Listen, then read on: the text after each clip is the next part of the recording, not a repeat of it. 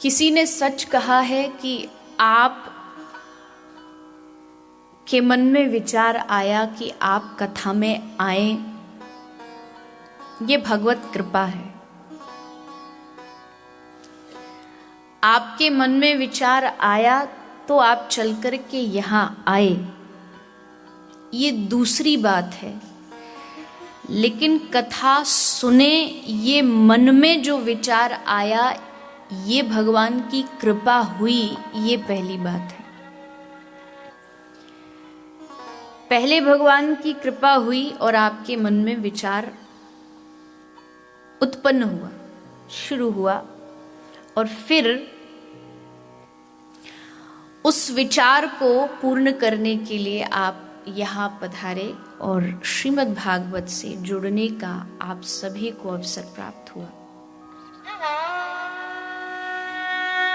मैं इन 7 दिनों में श्रीमद् भागवत की इस कथा से, इस व्यासपीठ से यही प्रयास करूंगी कि आप सब तक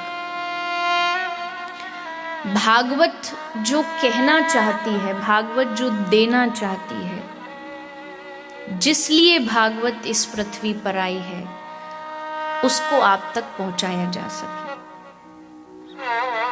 कई बार लोग आते हैं और मुझसे पूछ लेते हैं अक्सर कि क्या आप केवल भागवत की ही कथा करते हो या कुछ और भी करते हो।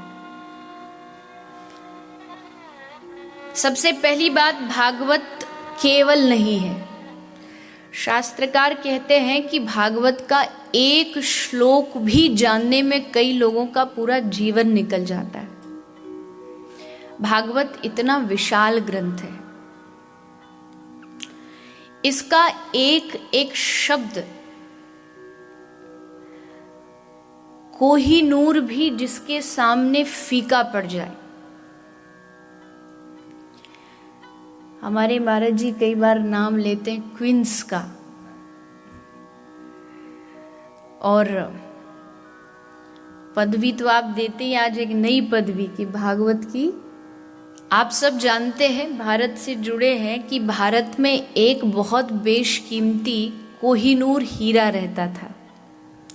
वो कहाँ गया, उसको अब कैसे लाया गया, वो मुझे बोलने की तो आवश्यकता है नहीं, आप सब जानते हैं भली भांति। लेकिन उसको इंग्लैंड में लाया गया।